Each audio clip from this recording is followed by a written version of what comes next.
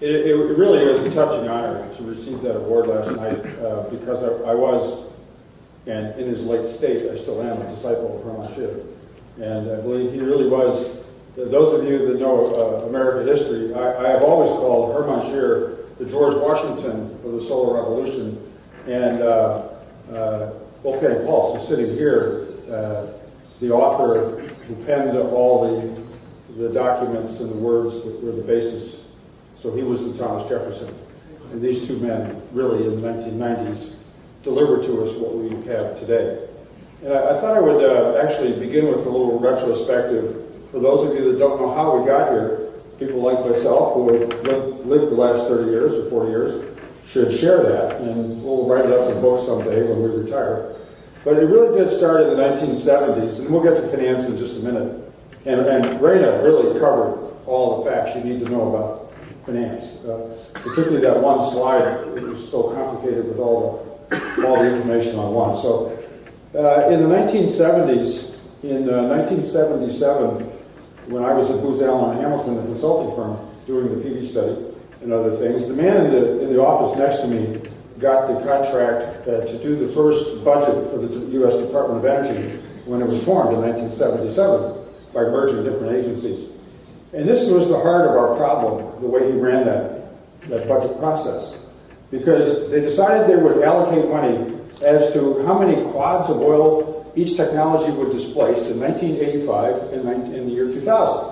So if you wanted development money, you had to have quads of oil displaced in 1985, and this was 1977. Well, PV then promised to have 500 megawatts installed by 1985, which of course didn't happen for a few later years. And even fusion was promising quads of oil displaced in the year 2000 to get research money. So you can see how the whole process of promising more than we can deliver got started, and how promising achievements 5 years from now got research money. And you just get into that system. And I'm pleased to say we've outgrown that. I think the industry has finally, 30 years later, has outgrown that. But just remember, that's where it all started, and that the man in the office next to me. But also in '78 was passed the Public Utility Regulatory Policy Act, PURPA, in the United States, which ordered utilities to buy then alternative energy and cogeneration from non-utility sources. And that then became, 20 years later, the basis, really, of the feed-in tariff, which is the same law. It just has a different pricing mechanism. So these laws are quite linked in history. Then in the 1980s, everything fell apart. Oil and gas prices dropped. The oil price is down to $10 a barrel. In 1986, renewables really went to the back of the room. Nothing much was going on. And then I'll share a story with you that has never been published. It was just told to me privately to explain history and how this happened. And a gentleman very, very senior in government once over breakfast asked me, Mike, what did we, the U.S. get for defending Kuwait in 1991 and pushing Iraq back? What did we get for that?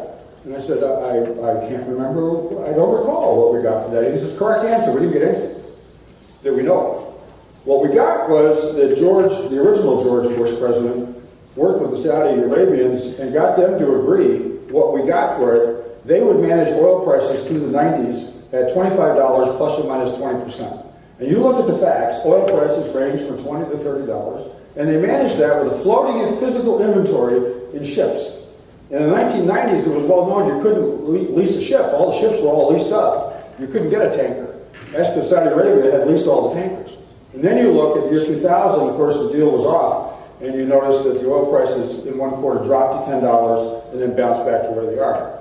And then 2 years later, when the second George Bush was elected president, it was well known he went to Saudi Arabia, and nobody could explain why he was going there. Well, he went there to do the reverse. He got them to agree to take it to $100. Nobody knows this. Never been reported. I know this. Okay? Because the effect of his father's deal was it caused Texas oil people to go broke. Okay? There was no profit for the U.S. oil producers when the oil price was flat and low. They weren't making money on what they were producing. But at $100 a barrel, all the alternative sources like tar sands and so forth would be viable, and the Texans would make a fortune. And so the son undid what the father did. And has anybody read this? No, it's never been recorded. So I'm sharing it with you based on, see, what really caused all this to happen is sometimes not in the textbooks. So then in the late 1990s, became the revolution. And it started in Denmark, with wind power. It started in Germany with the PV, and in Japan with the PV. Really moved early. And one of the big changes in that period was the feed-in tariff in Germany, and it used to be 5 years. How did it get to be 20 years? It's not written down, but suddenly it was 20 years payment instead of 5 years payment. There was a conversation between myself and Herman Scheer. He said, how can we get finance into my solar revolution? I said, well, you take your 5-year feed-in tariff and make it 20, and then stand back, because now long-term low-cost debt capital can come in because there's guaranteed revenues. He says, well, where's that written down? I don't know, I just know that. If you want 15-year loans, you have to have 20 years guaranteed revenues. He goes, okay, come with me. This was in Bonn. So we walk down the street to the KfW building, and he goes to the top, we go to the top floor, go right in the president's office, and Hermann Scheer is speaking in German with the president of KfW. And suddenly the president looks at me and he goes, yes, Dr. Scheer, Mike is right. In English. Oh, okay. So Hermann Scheer says, okay, if that's the way it is, that's the way it is. I will go to the Bundestag, and he introduced a law the next day, which was a tag on another law. That's why you never read about it. That it said, you can tag things on, amendments. And he had an amendment tag on another bill that said, referring to law so-and-so, number so-and-so, line so-and-so, change the number 5 to the number 20. Boom, that was it. The legislators didn't even know what they were voting for. It was just a technical thing. Just change the number. Revolutionize the world. That was the revolution right there. That there was and there was no study, no real discussion. And the KfW president, while we were sitting there, said, well, if you do that, I'll create the loan program. And if you notice, when the feed-in tariff went out of the 20 years, KfW suddenly enacted a loan program. And it wasn't 15, it was 12 years. But it was 1.75% interest rate with 3 years of no payments and a 2-year extension provision, very, very friendly. 1.75% interest at the time when a loan like that might have gotten 6, 8, 9%.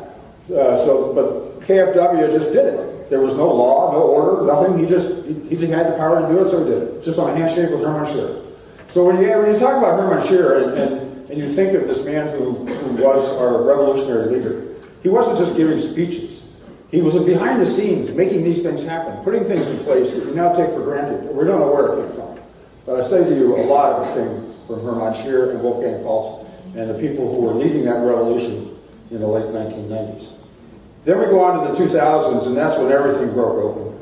And it started really with, well, again, Hermann Scheer created the World Council for Renewable Energy and asking me to be the U.S. chair. I had breakfast with 3 friends, and one of them said we need an American council. I went, okay. So that's how Eckhart was formed. And we just sort of launched it informally, and it just sort of took off. But then the next big thing was 2004. It was 2002. Was the summer of 2002. Hermann Scheer again was holding his annual conference in June, as he did every June in Bonn. And we were very angry because the G77 was going to block everything at the Johannesburg 2002 10-year anniversary of Rio. And we were blocked out. And again, Hermann Scheer and myself and David Wortman, who was then his chief staff, were standing in the hall outside of his conference. And somehow we had the idea, maybe there should be a meeting, a world meeting of governments just on renewable energy. Not on sustainability where we're subordinate, but on renewable energy only. And Hermann Scheer said, okay, he's going to go speak in Johannesburg. That's going to be his speech. And he was actually thinking that he would ask Brazil to do it, because it would be complicated being in German to ask his own government to do it. But then, 2 weeks before Johannesburg, Tony Blair, UK Prime Minister, he said he's going there to give a keynote speech. And Gerhard Schroeder, who was the Chancellor of Germany at the time, and Tony Blair were very much in competition for who's running Europe, symbolically. So he says, I'm going. Well, it so happens that Hermann Scheer and Gerhard Schroeder knew each other in high school. They were both swim champions. And they swam against each other. And then they were both elected to the Bundestag as freshmen, as first year, the same year. The two of them were elected for the first time together. So they were really growing up through life together and very much in competition with each other. So Hermann Scheer went to see Gerhard Schroeder, and he had a speech written to call for the world meeting on renewable energy. And he told me, he kind of threw it shorter across his desk and said, I challenge you to give my speech. And Gerhard sort of looked at it and he says, I will give the speech. And if you look at the record, he gave that speech in Johannesburg. And he called for the first world meeting on renewables. That became, 2 years later, Bonn 2004. The first meeting of world governments on renewable energy. That is what caused all of us to be here. That was the launching point for what I call modern renewables, where governments were now talking to each other. One of the things that came out of that meeting was REN 21, was created for that, to create the information base and the policy network that REN 21 is. The other thing that came out of it, long since forgotten, because the main meeting in Bonn 2004 was, quote, the ministerial meeting run by Jürgen Stettin and Heidi Rule, but over in the back was a legislative meeting run by Hermann Scheer. And the one topic to be debated in that all-day meeting, and I was in that room, he gave me a pass as a German because my name is Eckhart, so they believe me. And so I was able to sit in that. The whole day was about IRENA. The first vote to create IRENA was at the end of that day.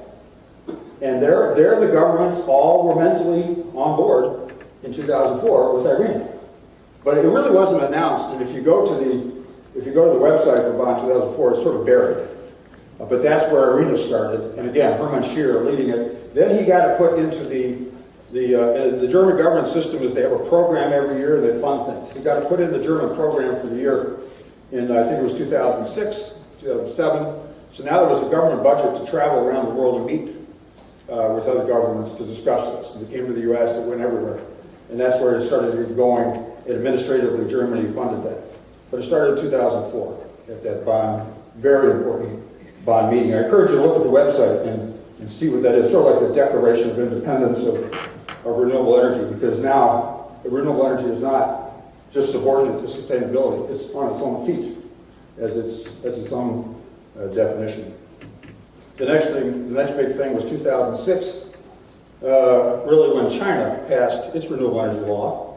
And that's a good friend of ours, Li Junfeng, and a little story people don't know. How did that law get written? But China's very interesting. They actually tagged 2 people to go off and write a renewable energy law. And Li Junfeng's draft won, which is why he became the head of the Chinese Renewable Energy Industry Association, because his draft won. And they passed it as the law. He wrote the law. One guy wrote the law, and they passed it. And that's how that happened. So when you see Li Junfeng, just realize he's more than just an association. Now he's the head of climate research unit for NDRC in China. And then I did miss something, and I wanted to point that out. 1997 was the publishing of the European white paper by Wolfgang Pultz. And that going back, that really kick-started the whole feed-in tariff, the whole move to take off, it was called in 2003, leading to Hermann Scheer passing these laws, leading to the 2004. And so that really was the cornerstone document. So you should look at the Google European white paper and read that, because that was the founding document that kick-started all this. Then as we went on, in 2009, of course, IRENA was actually formed in January 2009. I'll share with you a little story about that. It was January 26th, 2009. And if you may know that the new U.S. president, when he's elected the previous year, is inaugurated on January 20th.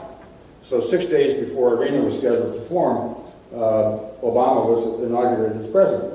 That meant the previous Friday, George Bush was still in office. And the Undersecretary of State, named Dobriansky, wrote a letter that day, that Friday, informing IRENA that the United States would not be joining. Thank you very much.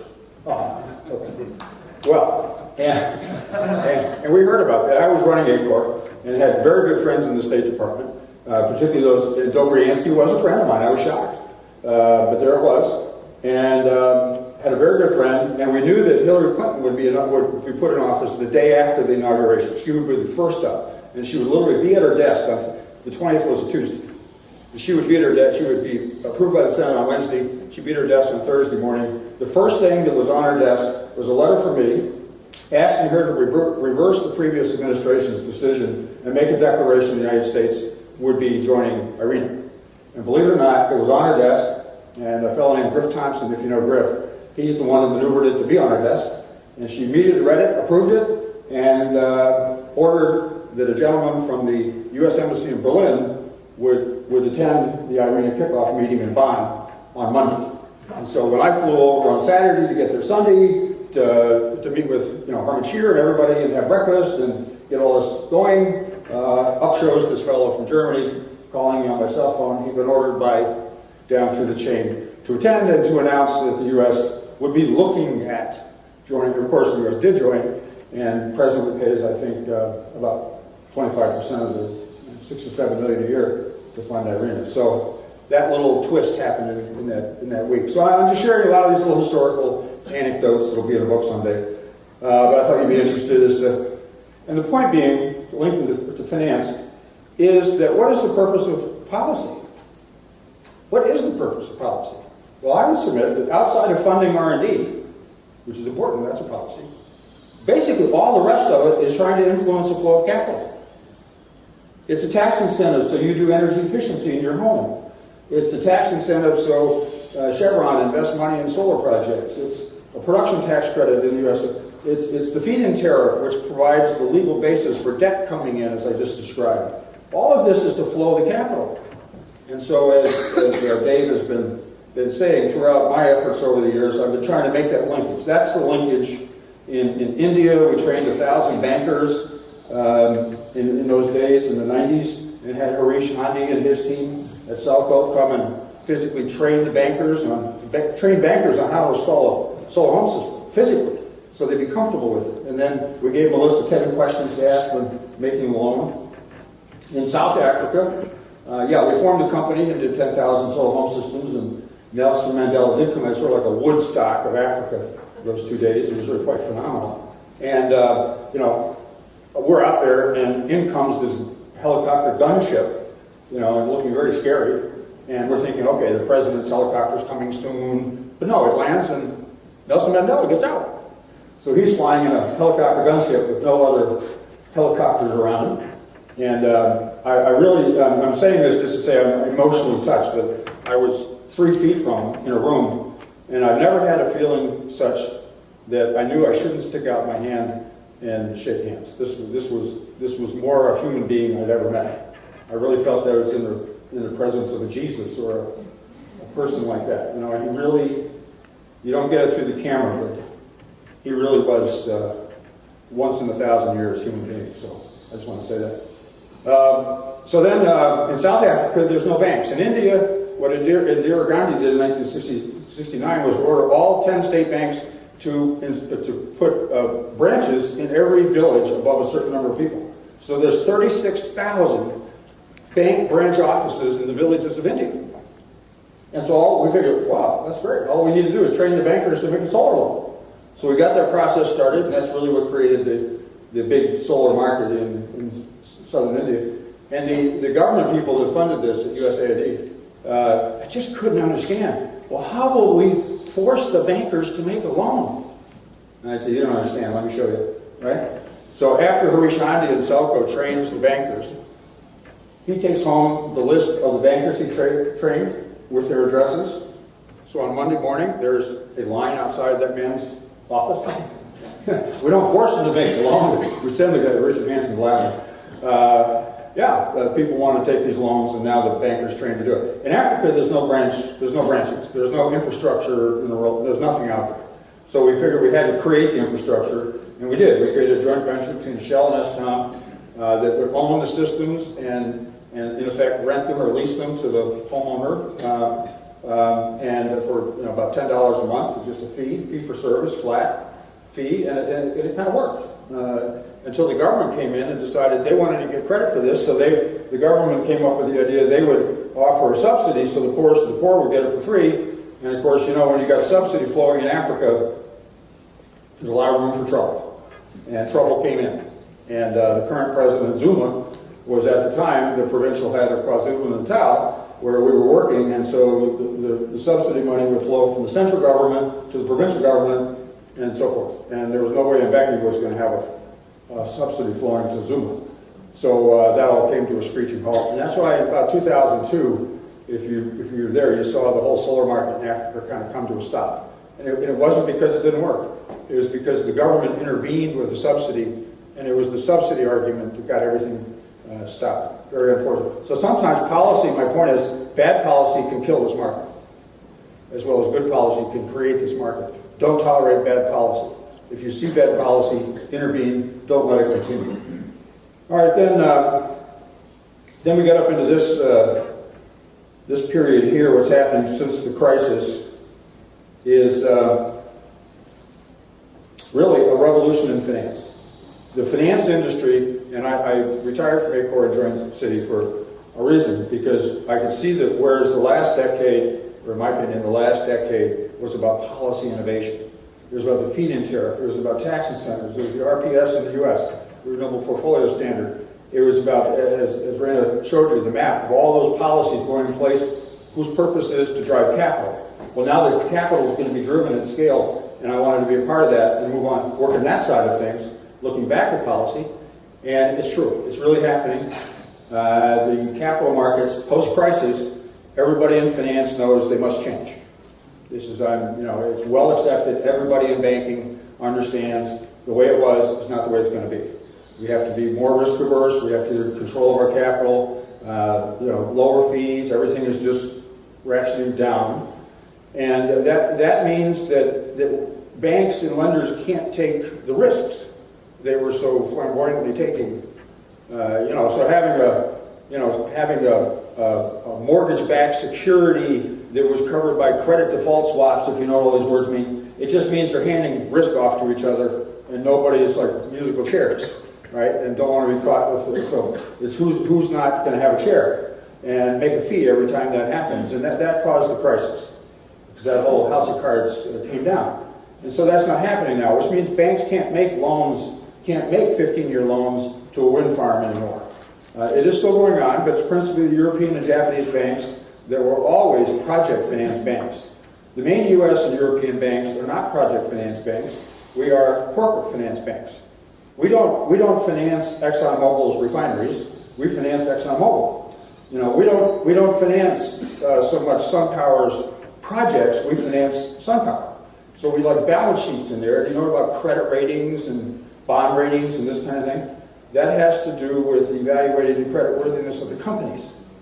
Now, there are project finance bond ratings, that's true, but it's a very, very tiny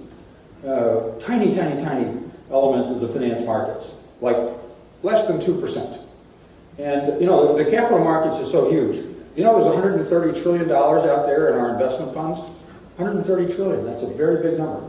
It's like $76 billion in bonds and $54 billion in all the stock markets all pulled together. So when the UN talks about getting $1 billion a year flow, or $1 trillion a year, we got to do $1 trillion over this period of time. That's actually a fairly small number, believe it or not. It's just in relation to public sector budgets, it's out of sight. It's so big. But in relation to the capital markets, it's very doable. So what do you have? You have public sector, can't touch such a number. Private sector, easily doable. We got to marry the two.